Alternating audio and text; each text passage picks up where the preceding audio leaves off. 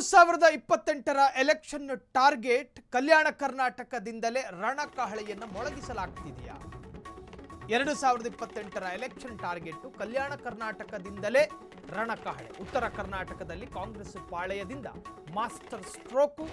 ಊಖಾ ಮೇಲೆ ಕಣ್ಣಿಟ್ಟು ಸಿಎಂ ಕಲಬುರಗಿ ರೌಂಡ್ಸ್ನಲ್ಲಿದ್ದಾರೆ.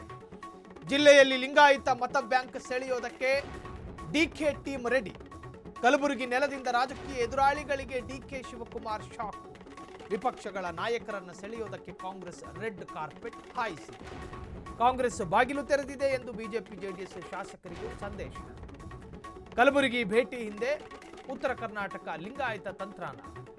2028ರ ಚುನಾವಣೆಗೆ ಈಗಿನಿಂದಲೇ ಅಡಿಪಾಯ ಹಾಕಿದ್ರ ಡಿಕೆ ಶಿವಕುಮಾರ್. ಬಿಜೆಪಿ ಜೆಡಿಎಸ್ನ ಎಷ್ಟು ಶಾಸಕರು ಕಾಂಗ್ರೆಸ್ ಸಂಪರ್ಕದಲ್ಲಿದ್ದಾರೆ, ಎಲ್ಲದರ ಬಗ್ಗೆಯೂ ಕೂಡ ಒಂದು ಲೆಕ್ಕಾಚಾರಗಳಾಗಿರ್ತವೆ. ಕರ್ನಾಟಕದ ರಾಜಕೀಯ ಲೆಕ್ಕಾಚಾರಗಳು ಮಹತ್ವದ ತಿರುವನ್ನು ಪಡೆದುಕೊಳ್ಳಬೇಕು ಅಂದರೆ ಈ ರಾಜ್ಯದ ಉತ್ತರ ಕರ್ನಾಟಕ, ಕಲ್ಯಾಣ ಕರ್ನಾಟಕ, ಹೈದರಾಬಾದ್ ಕರ್ನಾಟಕ, ಮಧ್ಯ ಕರ್ನಾಟಕ ಇವೆಲ್ಲವೂ ಚರ್ಚೆಗೆ ಬರ್ತವೆ. ಆ ಭಾಗದ ರಾಜಕಾರಣ ಮತ್ತು ಜಾತಿ ಕಾಂಬಿನೇಷನ್ ಇದೆಯಲ್ಲ, ಅದು ಒಂದು ರಾಜ್ಯದಲ್ಲಿ ಯಾವ ಪಕ್ಷ ಆಡಳಿತಕ್ಕೆ ಬರಬೇಕು ಅನ್ನೋದಕ್ಕೊಂದು ದಿಕ್ಸೂಚಿ. ಉತ್ತರ ಕರ್ನಾಟಕದಲ್ಲಿ ಯಾವೆಲ್ಲ ನಾಯಕರುಗಳಿದ್ದಾರೆ? ಈಗ 60+ ಬಿಜೆಪಿ MLAಗಳು ರಾಜ್ಯದಲ್ಲಿದ್ದಾರೆ, 17 JDS MLAಗಳು ರಾಜ್ಯದಲ್ಲಿದ್ದಾರೆ. ಈ ಎರಡೂ ಪಕ್ಷಗಳ MLAಗಳು ಕಾಂಗ್ರೆಸ್ಸಿನ ಸೆಳೆತದಲ್ಲಿದ್ದಾರ,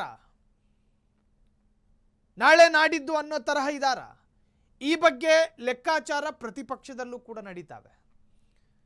ಮುಂದಿನ ಎಲೆಕ್ಷನ್ 2028ರ ಎಲೆಕ್ಷನ್ ರಾಜ್ಯದಲ್ಲಿ ಈಗಾಗಲೇ SIR ಬಂದಿದೆ, ಪ್ರಕ್ರಿಯೆ ಸ್ಟಾರ್ಟ್ ಆಗಿದೆ. ಇನ್ನು ಎಷ್ಟು ಲಕ್ಷ ವೋಟ್ ಇರೇಸ್ ಆಗ್ತಾವೋ, ಸೊ ಇವೆಲ್ಲವೂ ಕೂಡ ಡ್ಯಾಮೇಜ್ ಆಗ್ತವೆ. ಇಂತಹ ಸಂದರ್ಭದಲ್ಲಿ ಕಾಂಗ್ರೆಸ್ ಕೂಡ ಒಂದು ಮುಂಜಾಗ್ರತಾ ಕ್ರಮವಾಗಿ ಕೆಲಸ ಮಾಡ್ತಾ ಇದೆ.